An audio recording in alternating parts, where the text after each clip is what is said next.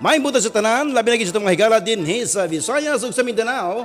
Kag maayong agaman sa akon nga mga followers salin sa Visayas, particularly sa Iloilo.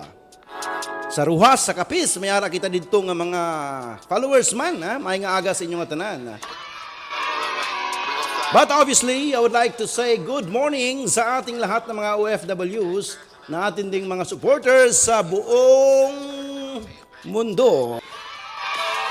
Bago lang natapos ang eleksyon, no? Sa Bisaya nga pinulungan, mga higala, aon niya init kayo, mga higala, katong eleksyon na, kay murag laban man to sa Bongbong Marcos o kay VP Sara Duterte. Unyang mainit-init nga isyu, mga higala, nga itong hisgutan karon ang may tungod sa umalabot nga impeachment hearing, no? In which, ladies and gentlemen, the judges will be our sitting senators, and obviously the new coming senators, there are 12 of them. Nindot ni mga kalan, okay, nga naman, 5 man ang nidaog sa Apikas, sa grupo ni Bongbong Marcos, unya 5 po ang nidaog sa grupo ni Sara Duterte. Nga doon ay duha, nga nasaag. Hindi nasaag, binoto talaga ng mga tao, okay? Nadala po kasi, itong si Bam Aquino, mga higala, no? Nagtaka tayo dahil doon sa Ilocos Norte, ha? Ilocos Norte, alam niyo ba ang nangyari, ha? Nalaglag doon si Manny Pacquiao, si Abalos, at si Tolentino.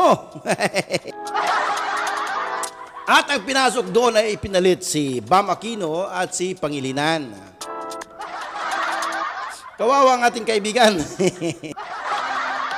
So, kung atong kwintahon, kinahanglan no ni VP Sara, diretso na common makaning balita. Kinahanglan ni VP Sara Maygala ang siyam kabuto, ha? Siyam kabuto para dili siya ma-convict, ma-acquit siya. In other words, dili madayon ang iyang kapirdihan. Mawala sa pagka vice president. Kung atong tan-awon, mga higala, no? Kung kinsa atong daog, unahon nato, siyempre Bongo, ha? Bongo, number 2, Bato de la Rosa. Mga tao, mga naklaro man kayo na nagpahayag sa tao ni President Duterte, no? Kunya ikatulo, si Marcoleta, na, perting isuga, perting ninduta, no? Perting braita. Ikaupat, Amy Marcos, klaro naman kayo, hayag naman kayo nga sa Amy Marcos. Ikalima, kini si Camille Villar, nga, kung diin mga higala, gi-endorse kini ni Sara Duterte. 5 na, nga kasi man ang kinahanglan. Doon na pa'y upat. Hinumdumi mga higala, nga dunay Ruben Padilla. Di ba? Unom na. Si Ruben Padilla, klaro makaigin ng Sara Duterte kay mo biya na presidente sa PDP Laban. Karon, no? So tulo na lang kulang.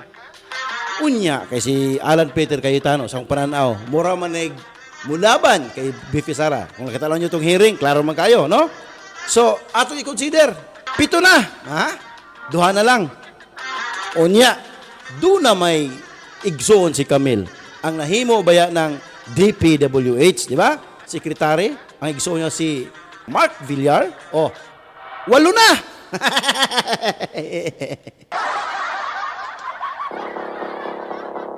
Isa na lang.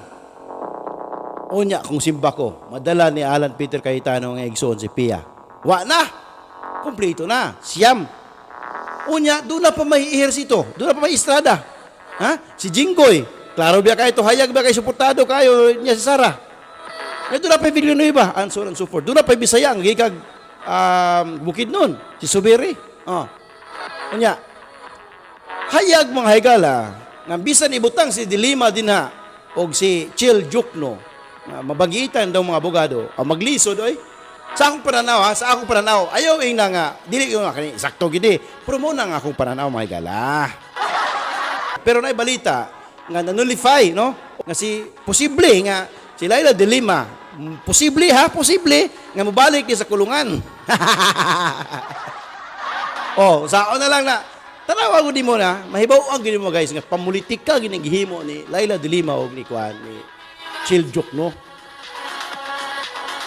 Imagine wala pa gani sila nag-pledge as fully congressmen, ha? Representative, ha, mga higala. Unsa naman nga, inita naman, eleksyon na may istoryahan, impeachment na may istoryahan. Ana, makita ni mo higala, kung unsa gyud dihay, ang color, ganun isulod sila sa politika, manimalos gyud sa mga Duterte. Anyway, exciting kay nga butang, no? Exciting kay mga butang tungod kay magsugod man sila sa July, no?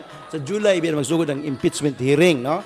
About kay kay Vice President Sara Duterte. Nindot kay ni, labi na sa mga estudyante nga nag-eskwela og law.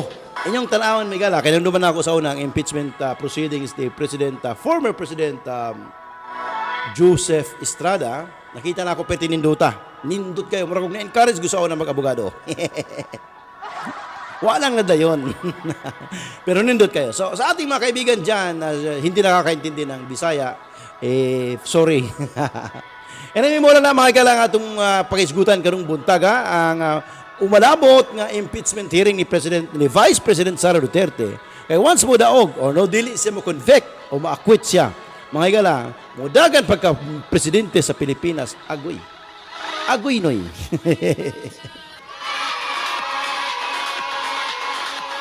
Klaro man kayo, hayag kayo.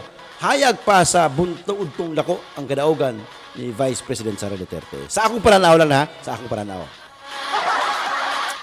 Anyway, maraming salamat once again. Dahang salamat kay Higala sa atong mga higala nga nagapamati o nagasuporta palayon sa atong programa. Kini Higala sa Kanginan. Ito pa rin yung kaibigan, Rapi Tulco.